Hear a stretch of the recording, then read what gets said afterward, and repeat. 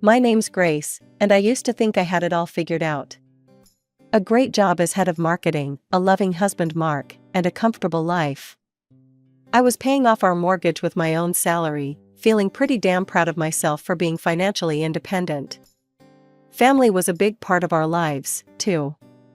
Mark had a younger brother, Tom, and their mom, Linda, was always around. Their dad had passed away years ago, so the boys made it a point to look after her. I found it touching, honestly. It made me love Mark even more, seeing how he cared for his family. Linda seemed to like me well enough at first. We'd chat over coffee during family gatherings, and she'd always ask about my work. Marketing, huh, she'd say, nodding approvingly. Sounds important. It felt good to have her approval. I wanted to fit in with Mark's family, to be part of their tight-knit group. Our first few years of marriage were filled with weekend barbecues, holiday dinners, and impromptu game nights with the extended family. I remember one Thanksgiving, all of us crammed around Linda's dining table, laughing and talking over each other. "Pass the gravy, will ya?" Mark's uncle bellowed from the end of the table. "You've had enough gravy, old man." Linda shot back, but she was grinning as she handed over the boat. I looked around the table, taking in the familiar faces, feeling a sense of belonging. This was my family now, too. The first cracks started to show during a New Year's Eve party at Linda's house. I was in the kitchen, refilling my glass of wine, when I overheard Linda talking to Mark and Tom in the living room. "Did you see what Carol's wearing?" Linda snickered. "That dress must have cost all of $5. I froze, my hand on the bottle. Carol was Mark's cousin, a single mom struggling to make ends meet. "I'm just saying," Linda continued, her voice dripping with disdain. "Some people should know their limits. Don't try to play with the big boys if you can't keep up." I felt my cheeks burn with second-hand embarrassment. This wasn't the warm, welcoming family I thought I knew. I peeked around the corner, watching as Linda leaned in conspiratorially to her sons, all three of them giggling like schoolchildren. As time went on, I couldn't ignore the growing unease I felt around Linda. What I'd initially brushed off as harmless teasing started to look a lot more like meanness. And it wasn't just Carol who was in her crosshairs. At every family gathering, Linda would huddle with Mark and Tom, their heads close together as they whispered and snickered. Their eyes would dart around the room, landing on various relatives and friends, before they'd burst into muffled laughter. One Easter Sunday, I couldn't take it anymore. Linda was holding court in the living room, Mark and Tom flanking her like loyal subjects. "Did you see Janet's new car?" Linda was saying, her voice low, but not low enough. "Probably got it from the buy here pay here lot. I bet she'll be paying it off until she's 80. Before I knew what I was doing, I was on my feet, marching over to Linda's little group. "Hey," I said, my voice sharper than I'd intended. "Don't you think that's a bit much? Janet can probably hear you." The room went silent. Linda's eyes narrowed as she looked up at me. Well, she said, her voice dripping with sarcasm. "Looks like we've offended your delicate sensibilities, Grace." Mark and Tom exchanged uncomfortable glances. "I just think it's rude," I pressed on, my heart pounding. "Why do you always have to put people down?" Linda's fake smile disappeared. "If you don't like it, you don't have to listen. Why don't you go sit somewhere else?" I felt like I'd been slapped. I looked at Mark, expecting him to back me up, but he just stared at the floor. "Fine," I said, my voice tight. "I will." From that day on, family gatherings became a special kind of hell. I'd sit alone, nursing a drink, while Mark stuck to his mother's side like glue. He'd throw me apologetic glances now and then, but he never came to sit with me. "Why don't you ever stand up to her?" I asked him one night after a particularly awful dinner. Mark sighed, running a hand through his hair. "She's my mother, Grace. What do you want me to do?" "I want you to tell her she's being cruel. I want you to have my back." But he never did. And slowly, I started finding reasons not to go to these family events. Work emergencies, migraines, anything to avoid the cold stares and whispered insults. Then, just when I thought things couldn't get more complicated, life threw me another curveball. I was pregnant. I stared at the little plastic stick in my bathroom, my heart racing. 2 pink lines. Clear as day. "Mark," I called out, my voice shaky. "Can you come here?" He appeared in the doorway, his face concerned. "What's wrong?" Wordlessly, I held out the test. His eyes widened as he took it from me. He pulled me into a hug, and for a moment, I felt like maybe everything would be okay. Maybe this baby would bring us closer together, heal the rifts that had been growing between us. But life had other plans. The pregnancy was rough from the start. Constant nausea, dizziness, and a perpetual threat of miscarriage kept me on edge. My doctor put me on bed rest, which meant working remotely. As the weeks went by, my condition worsened. My eyesight started to deteriorate rapidly, a rare complication that my doctor said could be temporary, but might also be permanent. Squinting at my laptop became impossible. With a heavy heart, I had to quit my job. I needed Mark more than ever, but he seemed to be drifting away. He'd come home late from work, citing extra projects or drinks with colleagues. More often than not, I'd fall asleep alone, the echo of the front door closing jolting me awake in the middle of the night. The day of my C-section arrived faster than I expected. My eyesight had worsened to the point where the doctors insisted on the procedure. Natural birth was just too risky. As I lay on the cold operating table, my heart raced with a mix of excitement and fear. "Where's Mark?" I asked the nurse, my voice trembling. She gave me a sympathetic smile. "Your husband's in the waiting room, dear. He said he'd rather stay there." The surgery went smoothly, and soon I heard the most beautiful sound, my son's first cry. As they placed him on my chest, I felt a rush of love so intense it took my breath away. Later, in the recovery room, Mark finally showed up. His face was a mask of discomfort and annoyance. "Look, Grace, I gotta say something. This whole thing? It's not right." I blinked, confused. "What do you mean?" He ran a hand through his hair, frustration evident in every movement. "Normal women give birth on their own, without all this surgery crap. And men? We're not supposed to be here for this. We should be meeting our wives and kids at home, like in the old days." His words hit me like a punch to the gut. "Mark, I couldn't risk." "Save it," he cut me off. "I'm heading home. This place gives me the creeps." The next few weeks were a blur of sleepless nights and endless feedings. Mark was rarely home, and when he was, he contributed nothing to our son's care. Instead, he'd complain constantly. "Can't you shut him up?" he'd growl as our baby cried in the middle of the night. "I'm trying," I'd say, exhaustion weighing heavily on me. "He's teething, Mark. It hurts him." But Mark had no patience for it. "All you do is focus on the kid. What about me, huh? What about our sex life?" I'd stare at him in disbelief. Here I was, running on 2 hours of sleep, still recovering from major surgery, and he was worried about sex. As the weeks turned into months, Mark's dissatisfaction grew. One evening, as I was trying to soothe our fussy 6-month-old, he dropped a bombshell. "You need to go back to work," he said flatly. I turned to him, shock written all over my face. "What? But the baby?" "We'll hire a nanny," he interrupted. "We can't keep living like this, Grace. We need the money." I wanted to argue, to tell him that our son needed me, that I wasn't ready. But the determined look in his eyes told me it was pointless. So, with a heavy heart, I started job hunting. Finding work with my compromised vision wasn't easy.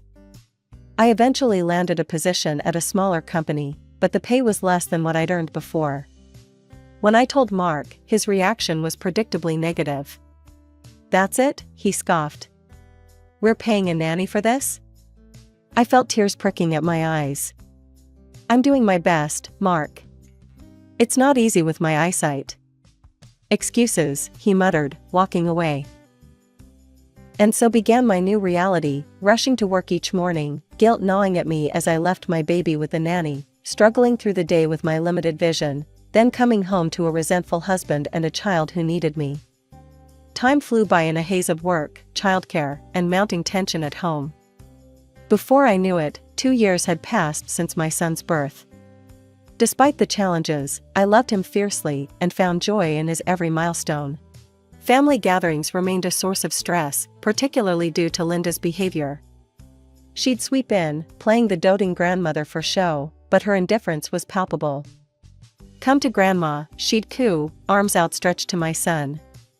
But he'd cling to me, turning his face away from this unfamiliar woman. Linda's face would darken with anger. "What have you been telling him about me?" she'd hiss.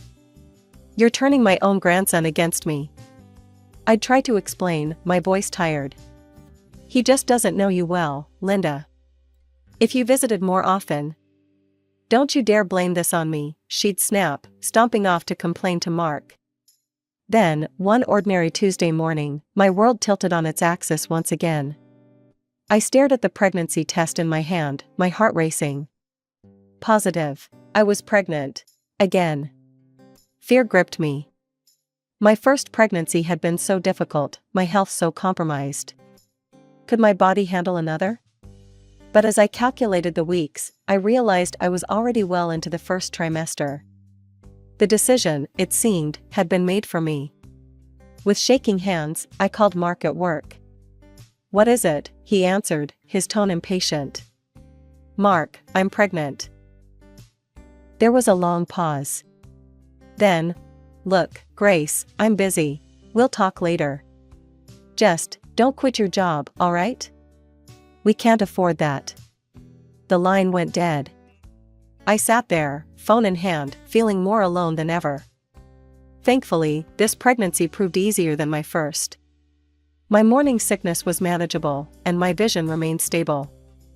I continued working, determined to provide for my growing family.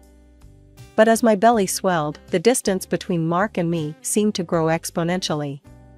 He spent more and more time at his mother's house, often not coming home until late at night. One evening, as I struggled to put our son to bed while balancing my swollen belly, Mark walked in. "Hey," I said, hopeful for some help. "Can you read him a story? I'm exhausted." Mark glanced at us, then at his watch. "Can't. I promised Mom I'd help her move some furniture." "Don't wait up." As the door closed behind him, I felt a tear slide down my cheek. I looked at my son, his big eyes staring up at me trustingly, and at my rounded belly, home to a child I already loved fiercely. As my 7th month of pregnancy rolled around, I found myself preparing for Thanksgiving. Guests started arriving in the afternoon. My parents came early, my mom immediately rolling up her sleeves to help in the kitchen. Friends and relatives trickled in, filling our home with chatter and laughter. Just as I was about to serve dinner, the doorbell rang. It was Tom, Mark's younger brother, and to everyone's surprise, he had a woman with him. "Everyone, this is Melissa," Tom announced, beaming. "My fiancé." The room fell silent for a moment before erupting in congratulations. I plastered on a smile, trying to ignore the twinge of jealousy at the way Mark's eyes lit up at the sight of his brother's happiness. Linda arrived shortly after, her eyes widening as she took in Melissa. Well, well," she said, her voice dripping with approval. "Aren't you a sight for sore eyes?" Throughout dinner, Linda fawned over Melissa, peppering her with questions and hanging on her every word. I tried to focus on being a good hostess, but I couldn't help overhearing their conversation. "So, Melissa," Linda said loudly, ensuring everyone could hear. "Tom tells me you're a manager at National Bank. How prestigious." Melissa nodded, looking slightly uncomfortable. "Yes, I've been there for about 5 years now." Linda beamed. "You must be doing very well for yourself. Unlike some people who can only pop out babies and breed poverty," she added, throwing a pointed look in my direction. I felt my cheeks burn with humiliation. My mother tensed beside me, ready to speak up, but I placed a hand on her arm, silently pleading with her not to make a scene. "You know," Linda continued, her voice sickeningly sweet, Melissa here makes $15,000 a month. Now that's the kind of daughter-in-law I've always dreamed of. Smart, beautiful, successful. Tears pricked at my eyes as I remembered the years I'd spent supporting our family, paying the mortgage, building a career I was proud of. All of that seemed forgotten now. I think we should continue this lovely evening somewhere more suitable, Linda announced, standing up. Melissa, dear, why don't we all go to that new restaurant downtown? My treat, of course. Before I could process what was happening, Linda, Mark, Tom, and Melissa were heading for the door. Mark didn't even glance back at me as they left. The remaining guests shifted uncomfortably in their seats, the festive mood thoroughly ruined. One by one, they made their excuses and left, leaving only my parents behind. They offered to help me, but I refused, saying that they needed to rest themselves. Finally alone, I sank onto the couch and let the tears flow freely. Hours passed as I sobbed, my hand resting on my swollen belly, wondering how my life had come to this. It was nearly dawn when I heard the front door open. Mark stumbled in, reeking of alcohol and cigarette smoke. He didn't say a word as he made his way to the bedroom. With shaking hands, I picked up my phone and opened social media. There they were, Linda, Mark, Tom, and Melissa, grinning for selfies at an expensive nightclub. The caption read, "Best Thanksgiving ever with my real family." As my due date approached, I felt a mixture of excitement and anxiety. The doctors had scheduled my C-section, insisting it was the safest option given that it had been less than 3 years since my last one. I tried to focus on preparing for our new arrival, but I couldn't shake the feeling that something was off with Mark. One chilly winter afternoon, I found him unpacking bags full of summer clothes. "What's all this?" I asked, puzzled. Mark shrugged, barely meeting my eyes. "Just saw a good sale. Thought I'd update my wardrobe." It didn't make sense, but with the impending birth occupying my thoughts, I pushed my suspicions aside.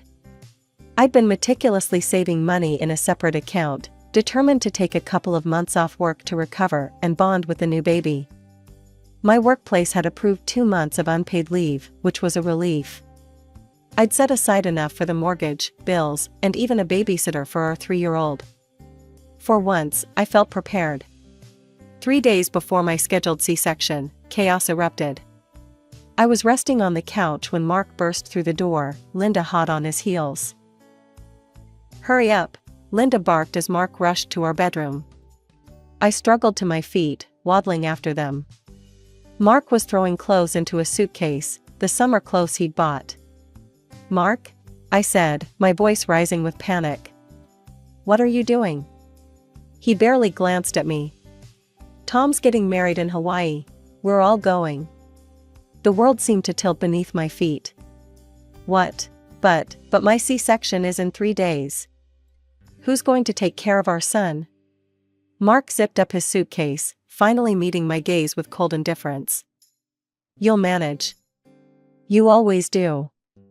Before I could respond, he brushed past me, Linda ushering him out. The door slammed, leaving me in stunned silence. Reality crashed over me like a tidal wave. I scrambled for my phone, hands shaking as I checked our joint account. Empty. All the money I'd saved, gone. With trembling fingers, I dialed Mark's number. He answered on the final ring. "What?" he snapped. "The money," I choked out. "All our savings. Where is it?" There was a pause, then a cold laugh. "We needed it for Tom's wedding gift. Don't be so greedy, Grace." The line went dead. A sharp pain lanced through my abdomen. I looked down in horror to see a puddle forming at my feet. My water had broken. Panic seized me. I couldn't go into labor now. The risk to my previous C-section scar was too great. With one hand on my belly and the other clutching my phone, I called emergency services.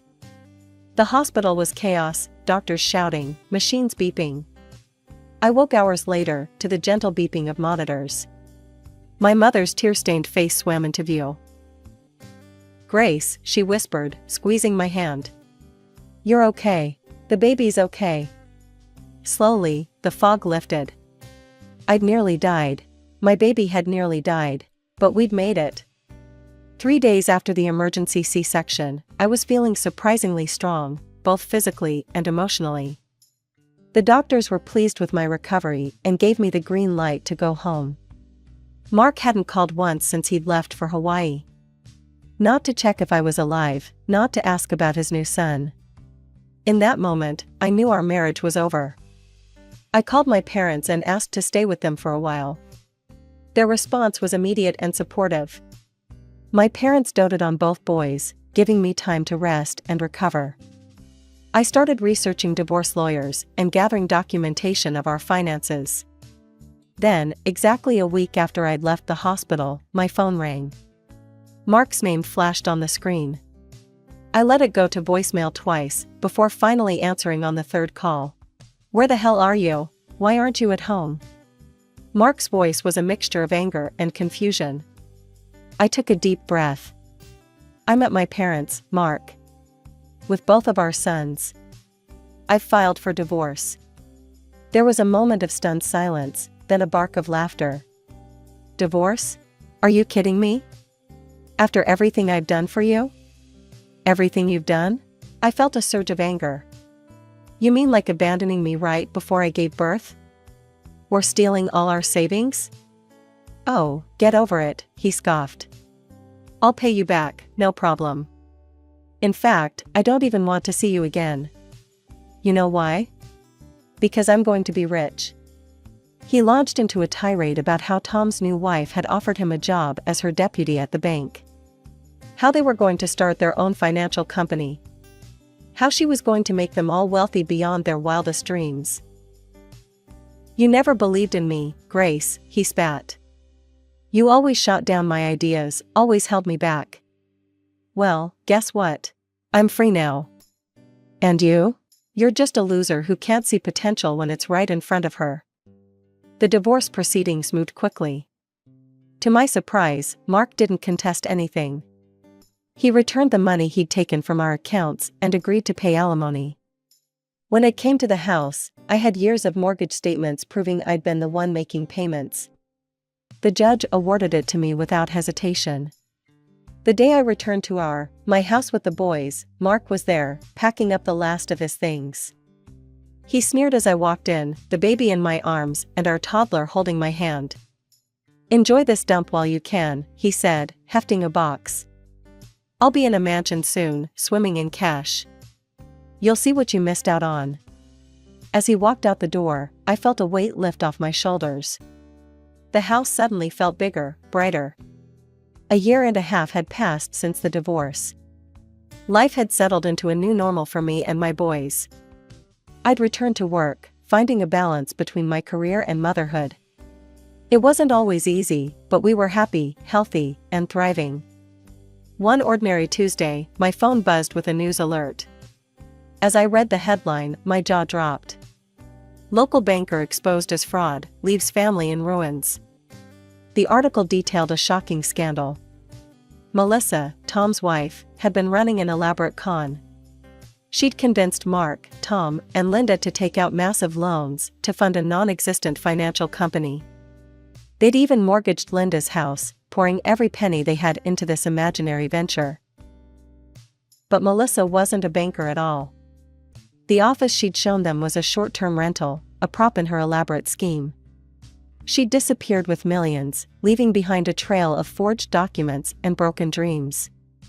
To make matters worse, I discovered they'd taken out an additional loan to fund Tom and Melissa's lavish Hawaiian wedding, the very event Mark had abandoned us for. As I read on, a mix of emotions washed over me.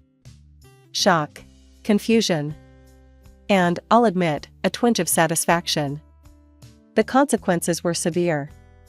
Unable to repay their debts, they lost everything. Linda's house, their cars, even their personal belongings, all seized by creditors. They were left with nothing but mountains of debt. I heard through the grapevine that Linda had been forced to take a job as a cashier just to afford a tiny apartment and groceries. Mark and Tom were in similar straits, their dreams of wealth and success shattered. I was beyond grateful that I divorced Mark when I did. My children and I were safe, unaffected by the financial disaster that had befallen my ex-husband's family. Just when I thought I'd put it all behind me, my phone rang. Linda's number flashed on the screen. Against my better judgment, I answered. Grace? Linda's voice was small, a far cry from her usual imperious tone. We need your help. She launched into a plea, asking if they could stay with us. The children need their father and grandmother, she insisted. You can't leave family in trouble. I took a deep breath, memories flooding back, of Thanksgiving humiliation, of being abandoned before my C-section, of the countless times they'd belittled and dismissed me. Family? I said, my voice steady. You weren't concerned about family when you left me alone, pregnant, and in danger. You weren't concerned about family when you stole my savings. You weren't concerned about family when you called me a loser. Linda started to protest, but I cut her off. I'm sorry you're in this situation, Linda. But I'm not responsible for the choices you, Mark, and Tom made. My priority is my children, and I won't expose them to the chaos you've created. Please don't contact me again. I hung up, then immediately blocked her number. As I set down the phone, I felt a weight lift off my shoulders. It was done. Truly done.